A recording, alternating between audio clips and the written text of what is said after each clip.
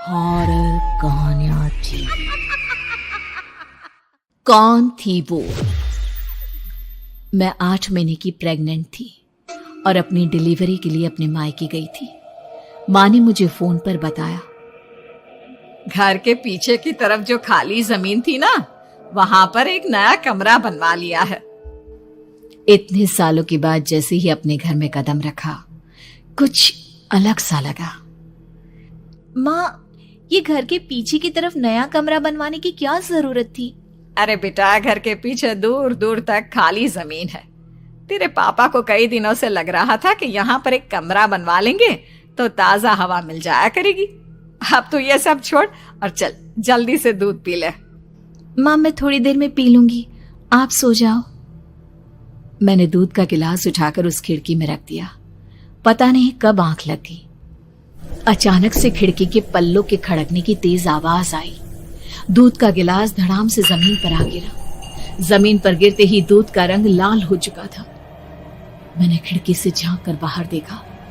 चारों तरफ धूप अंधेरा था। उस अंधेरे की तरफ से कुछ आवाजें आ रही थी, जैसे छोटे बच्चे आपस में खिलखिलाकर मस्ती कर रहे हो।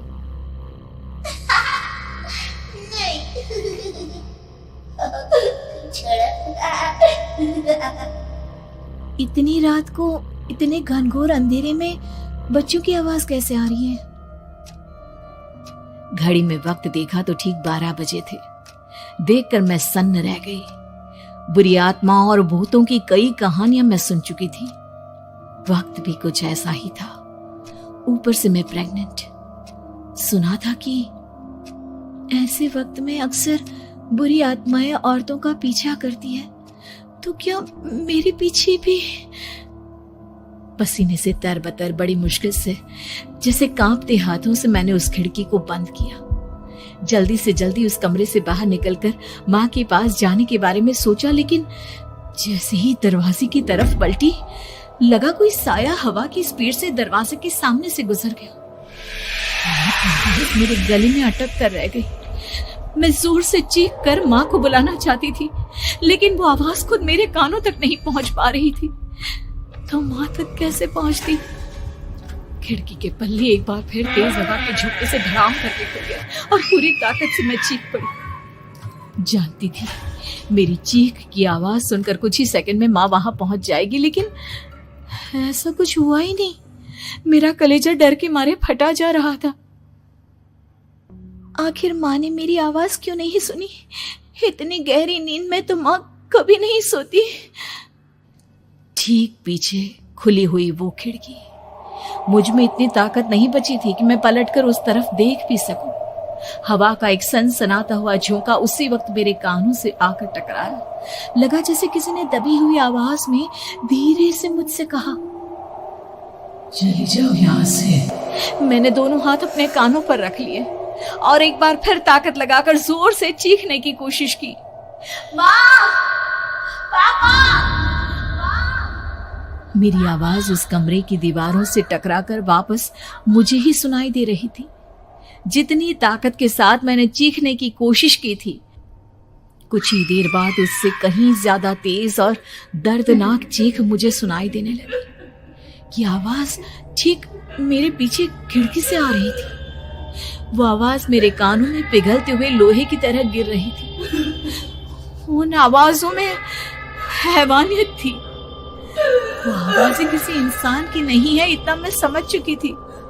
कांप रहे हाथों से मैंने अंधेरे में कुछ ढूंढने की कोशिश की।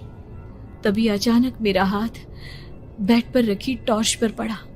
किसी तरह ताकत लगाकर टॉर्च का बटन ऑन किया, लेकिन ये क्या? सामने दरवाजे पर 3 छोटी लड़कियां खड़ी हुई थी। उनके हाथ में स्टील के चमचमाते हुए चाकू थे। मैं घबराकर लड़खड़ाई और पीछे की तरफ हटी, लेकिन तब तक वो मेरे पास आ चुकी थी।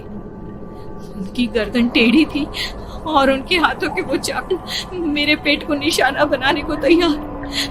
मैं जोर से चीखी, नहीं, छोड़ दो मेरे बच्चे को, मत मारो, मत मारो, छोड़ दो मेरे बच्चे को।